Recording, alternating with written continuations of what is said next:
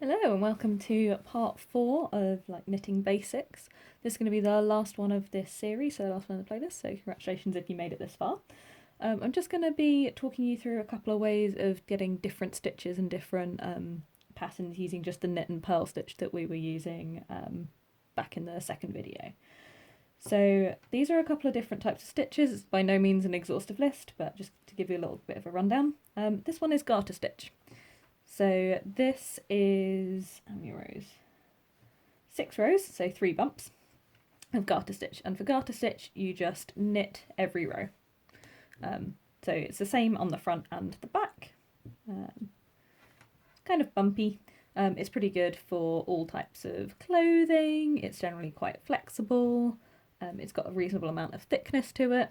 And it's really good for borders and things like that as well. So where you've got the contrast between this and the stitch above it is quite a nice way to have it as well. It sits fairly flat, it makes a pretty good square edge on it, and it's generally quite nice as a border either along the bottom like this or up the edge. So if you were doing this sort of stitch, then you could go up the side and have maybe your first couple of stitches to be knit every time. So it'll give you like this little garter stitch border, and that'll kind of keep everything firm if you're making a piece like a blanket or something like that, and you wanted to vary up the stitches. So that's garter stitch, which is your most basic, just knitting, no purling. This one is stocking stitch, so we had a little bit of a look at that before, and that is where you knit on the right side, so where you've got the little thingy down on the left. So you knit all the way across, and then when you turn it back, you purl. So knit one way, purl the other way. So it's about 4 rows of that. This one comes up a little bit bigger. So you can see this is 4 rows and it's taking up a similar space to our 6 rows below, so it comes out a bit taller. It's quite nice and flat. I'd say this is the one that I feel looks kind of the most professional. And this one's also the one that you need to do if you're doing colour work as well. So if you put in a picture into a piece of knitting, then that's how you do that. I might address that in later videos, who knows. So on the front, you get these little V shapes, and then on the back you get very much like the garter stitch, but twice as thick. So if you like the bumpiness of garter stitch, but you want more bumpiness and like a denser bump, you can do what's known as reverse stocking stitch, so where you have this out as your right side. So you would purl along the right side and knit along the wrong side, and then you'd end up with this bumpy reverse stocking stitch. 2 for the price of 1. This one's much thinner, it's much flatter. So that's something to take into account. Again, very flexible. This is the one that rolls, if you remember seeing that on the previous video. So it kind of rolls in that way. Not so much on this because it's only a very short section. And it would also roll this way. So a piece of complete stocking stitch can look like that. So that is stocking stitch. Good one to have in your arsenal. This is rib stitch. Because it's kind of contained between the other ones, it's a little harder to tell, but this is one that sort of bunches up, and you can kind of see it actually puckering a little bit here on this side particularly. And it's one that's really super duper stretchy. So you'd have this rib stitch on things like your jumper sleeve. So actually if you look at your jumper, you'll be able to identify this is a 1x1 rib. So you can see that there's like a line of V's, and then between it there's like a line of bumps like this. If you look really closely, then you might be able to see that in your own like machine knitted things. You also do this around like the brim of a beanie and things like that. So that's what that is. This is made by doing knit 2, purl 2, knit 2, purl 2, knit 2, purl 2 all the way across. And then on the back you have to line up which ones that you've got. So if you've done knit 2, purl 2, the back of this one would be a purl 2, and the back of this one would be a knit 2. So it alternates. So that's knit on the front and purl on the back, and that's purl on the front and knit on the back.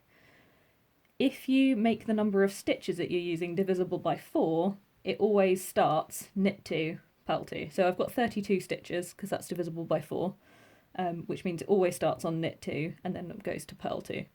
Keep your life simple and use divisions of 4 if you're doing that. And then it just means you don't need to work out, oh, am I starting with knit 2 or purl 2? So that's knit 2, purl 2 rib. You can also do a 1x1, so you can knit 1, purl 1. So then instead of getting these 2 lines of V's where the 2 knits are, you just get one and then they'd be closer together. So they would just alternate at this width. So it'd be like that. And then there'd be, that one would be a valley, and then the next line of V's would be there. That's the edge of where that is. There's no ghost, that's my dog trying to get into the door. So that's very stretchy, so that goes in quite hard and comes out, so it's quite good at the end of things like cuffs. And then this one is perhaps not quite as common, but I really like it, so I wanted to include it, and this is called a seed stitch. So this is kind of like a 1x1 rib, except you alternate it. So you knit on the knits and you purl on the purls. So along this way, I've done on the right side, knit one, purl one, knit one, purl one, and then when I've turned it round, I've done purl one, knit one, purl one, knit one, which means that, and that works as long as you've got a number of stitches divisible by 2. So that means that basically it's like a teeny little stocking stitch. So you've got the fronts of the stitches here, which are knit. It might not be enough detail to see that. So you've got the little V shape from knitting, and then you've got the little bump next to it. So you've got the V there and then the bump there from the purl. And it basically means that the purls all line up over each other like a little seed. This is quite stiff. Holds its shape very, very well. It's like the garter stitch in that respect. No rolling or anything. In fact, I'd say it's probably even better than garter stitch for it. It's very, very stiff.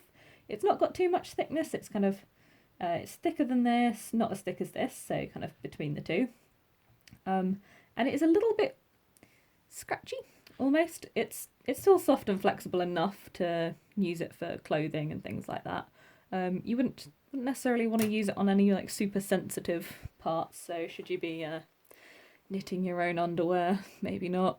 Might be something to consider if you're knitting something for a baby as well, because they've got really soft skin, so you might want to consider not doing anything too harshy seed stitch, especially where it's going to be against the skin. So for something like a jumper it'd be okay, but maybe not for something like gloves, or you know, something that'd be more like a t-shirt or something that goes against the skin. That might not be so great. So yeah, very stiff and holds its shape super well. So this is going to be the end of this little set of beginner knitting tutorials. I might do some slightly more complex ones. We'll see how long the quarantine lasts. And I'm also going to probably do at least one knit along project. So I'm going to talk you through how to make a beanie. So I'll show you the technique. Go away, do that section, you go away and do that section, and then on the next part I'll come back and I'll show you how to do the next bit. So it'll be kind of a tutorial you can follow along with at your own pace. So hopefully that'll be great, and it means I won't have to edit the videos too hard because I don't know how to do that yet. Yeah, we'll see how long quarantine lasts, the quality might improve. Anyway, hope you've enjoyed this. If you know someone else that wants to learn to knit and you think they'd find it helpful, share it. If you have questions, for the 8 or so people that are going to follow this, I'll probably have plenty of time to answer comments. Excellent. Stay safe, stay happy, and I'll see you in the next video. Bye!